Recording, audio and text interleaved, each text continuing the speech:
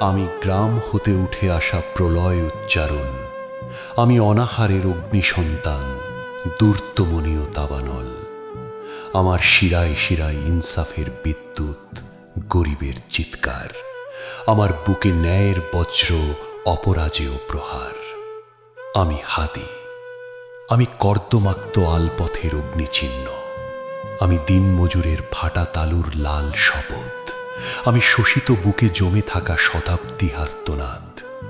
আমি কথা বলি, যারা পৈতৃক দলিল ভেবে রাষ্ট্র গ্রাস করে, যারা ক্ষমতাকে বানায় লোলুপ দানবের দাঁত।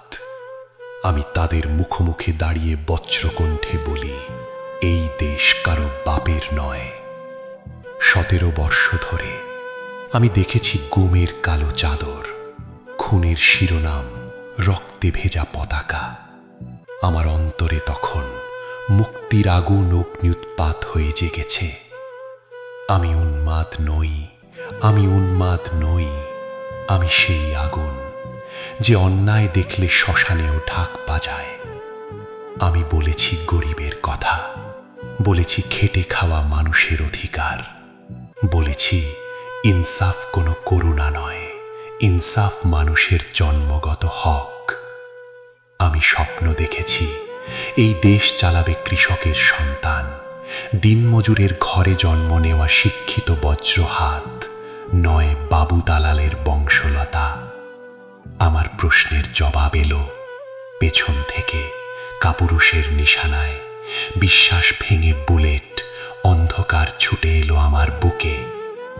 কানের পাশ ঘেঁষে গুলির হাহাতার ঢুকে গেল মস্তিষ্কে। আমি লুটিয়ে পড়লাম, কিন্তু আমার কণ্ঠ লুটাইনি। হাসপাতালের শীতল বেডে আমি এখন জীবন মৃত্যুর তারে, নিস্তব্ধ ঘুমে আচ্ছন্ন, তবু স্বপ্নে আমি জাগ্রত, অটল।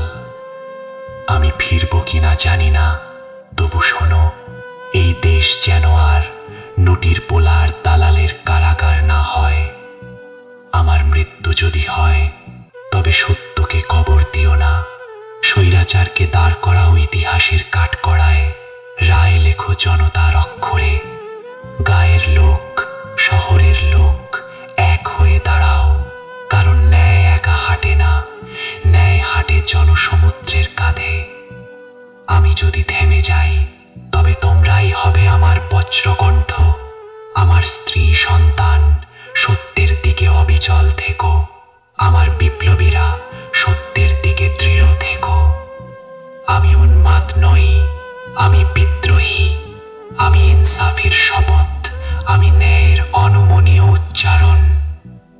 এক হাদিকে স্তব্ধ করলে হাজার হাদি জাগবে, কারণ কণ্ঠ স্তব্ধ হয়, সত্য স্তব্ধ হয় না।